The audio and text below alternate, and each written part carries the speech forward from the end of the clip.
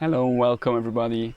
Today we're speaking about the new moon in Taurus, and for this occasion I'm sitting here in a tree because I think this is the best example for me to speak about the Taurus, and I will speak a little bit more about that. So, for this new moon in Taurus on the 22nd of April 2020, I have chosen the title Reinvent Yourself. This might be a little bit a misleading title, and I will tell you why. But before that, I hope you're just doing well, like wherever you are under the current restrictions that you have. And I think we're just all like in different places that we're at. Like there is an in a very unpredictable situation, and that can lead to discomfort or just into the unknown, and it can trigger us. And there are so many possibilities, right? Like you could just read the news or Facebook or WhatsApp or Twitter, and it's just like the more you inform yourself, kind of, the more questions you have. And there's no answers really to them. And that's what I find kind of hilarious right now, which is also very interesting because where does it put us at the end of the day? Like, what do we can change and what not? And I think also at the same time, it is necessary that a lot of resentment, anger, or where we're not feeling considered, where we're not being part of the taking decision of how to deal with this kind of situation that is actually affecting our personal life so much, and it takes away so much of the life that we have known. And at the same time, it really wakes us up that we are right now in a moment in life where it's dawning up on us that we are not going back to normal. Actually, it's almost a revolution happening to the system or to the daily life that we have known. And I think we are just kind of waking up to that that's not coming back, and that might feel challenging. At the same time, it's a huge opportunity to create something new, because I think personally we cannot go back to normal didn't work, so what else can we create? And that's really like something that we have to figure out over the next years. I think it will take time, and I still think on a personal level the virus is actually gonna reduce. It's gonna become less of a topic. And it's not that it's going to be gone away. It's just, I think, the recession that's coming up, it's going to be a bigger and more important topic. And I think not just make you afraid, but just to say that this is a big journey we're in. I think it's going to be for the next 1 year or 2 years. I'm not sure how long. I don't know the answers as well. I can just see what's going on. I'm curious as well. I'm being in the same boat. But this leads me to kind of talk about this new moon in Taurus, because it's really about that we are in a collective healing journey. And when I speak about healing, I think we're all constantly healing. And I think also, especially now when an outdoor situation is triggering us so much, challenges coming up, intense emotions, fears, worries, insecurities, unpredictabilities, and all this is there. And I think we have been, probably by the last weeks, we have been running through our Netflix program, through our books that we wanted to read, through our friends that we wanted to talk, and through our recipes that we wanted to cook, that we finally reached the point where we just, with whom? With what? Well, with ourselves. And that's where we're supposed to end up, because we finally have to confront what's alive in us, and to digest and to heal and to transform, because we are living in a transformational body where we can digest and transform that into something positive. But that means we have to face it, we have to go into it. And I think that's where this new moon cycle leads on a bigger journey into the full moon in Scorpio on the 7th of May. And we are getting there in another 2 weeks. But now, just to come back, we are not there yet. We are not on a mental or emotional or spiritual level. We're more on a physical level, with this Uranus conjuncting the new moon in Taurus. And I think we are being triggered on a very collective level, where it's kind of the Pluto and Jupiter are actually squaring the sun and the moon. And that's, like, we could say on a collective level, what's going on is triggering us on a personal level, and we can feel that. So therefore, the title Reinventing Yourself doesn't mean that you have to become the best version or the next, having the next idea how you can make money, although that might be also important. But it's much more the opposite of, like, well, now that everything is changing, maybe you are also allowed to come back to yourself. And with that I mean, like, simplify, where you actually learn or realize, suddenly, like, wow, less is more. Like, what I have been accumulating is actually now a burden. It stands in my way. The mortgage I have, the cars, the toys, all the stuff that have been accumulating, or even like the entertainment or lifestyle I have been kind of functioning from or with, is now actually something that doesn't serve me anymore, now that less, is actually less worries. And I think that's in the truest sense of a tree. Like, we have to come back and find back to our roots, back to where we are coming from. And that is like kind of a Zen saying, where we have to come back to being with ourselves, but also coming to a rest.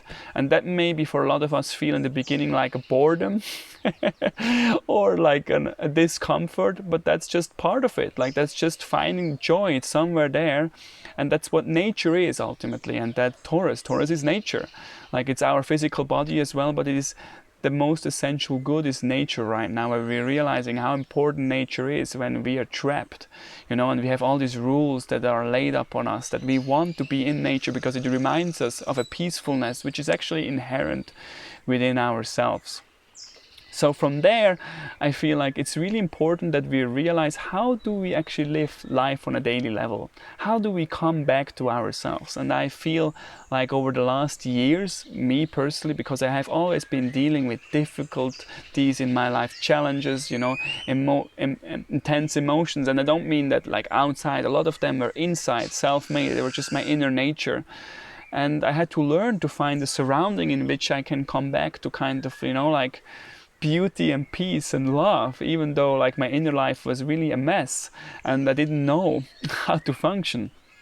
And I feel I have come to that slowly, and some of them I would just like to share with you because I think they're really, really helpful in times that we have to learn to function again, even though the outer circumstances are not functioning at all. And that has to come alive in us again, that we have to actually turn that, like a tree, like where you are photosynthesis. The photosynthesis is like basically when a leaf is absorbing sunlight and turning out of that sunlight makes it oxygen, so the most essential good. So how can we do that? How can we come back to a state of being, and in that not doing anything, everything is happening to us, everything is being created, like insights, realizations, like big passions are just becoming clear because we are so in touch with ourselves. And that's why sometimes Taurus people, they're like, why do you need astrology? Why do you have to intellectualize and make everything so complex? Like, can you not just enjoy,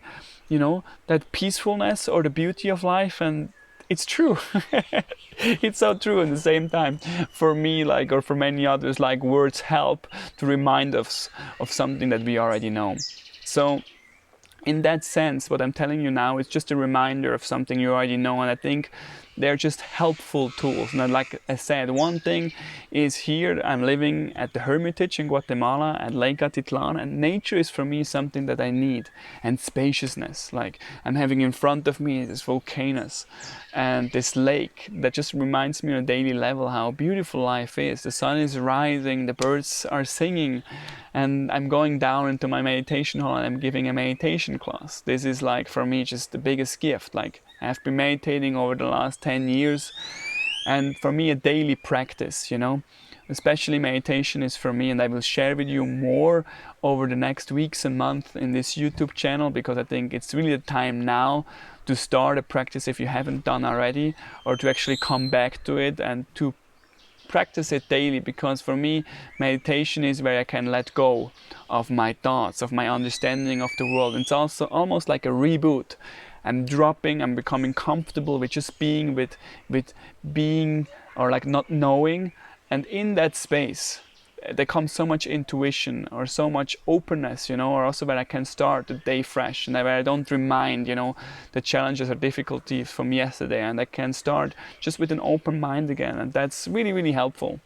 So saying that, another thing that really has been amazing for me over the years has been living with the sun. So one of it is obviously like vitamin D is great, when you come from a country where there is winter and depression, where there's a lot of snow or a lot of rain, but also where I'm living in the rhythm of the sun, where I'm waking up in the morning at 6 o'clock or even earlier, and I'm already starting the day.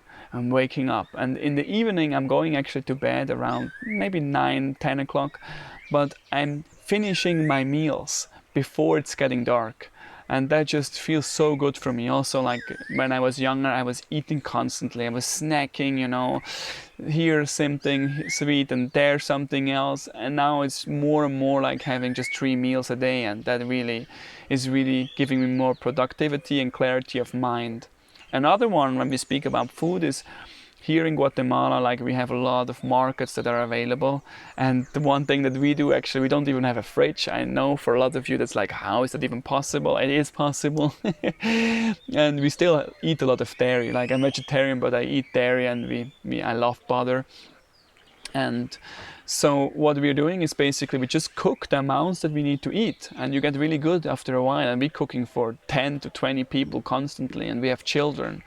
So, and the other thing is that we're just having fresh food that is on the table within 2 days, because then you want to have fresh food again. So that makes a huge difference to me. Another one that we all need to do constantly is to move. I was running on the beach with my son, and it's just so great when you have to move your body. You do physical exercises, yoga, where you move your body consciously. You just have to push your pulse up. You basically have to sweat. That's a detoxification in itself. That's fantastic. So that's another one. And then another one I can think of is screen time. That's really important, like how to use your phone, your online time, especially now that you can constantly inform yourself and update yourself about the current situation. I see so many friends of mine who are upset, and actually not upset, they're obsessed, maybe upset as well, but where we have to actually come to find to ourselves back again. And that means we have to be in control of the phone, not the phone letting have control of us. And for me, the way I do that is like on my screen, when I use the phone, I can actually turn the internet on and off.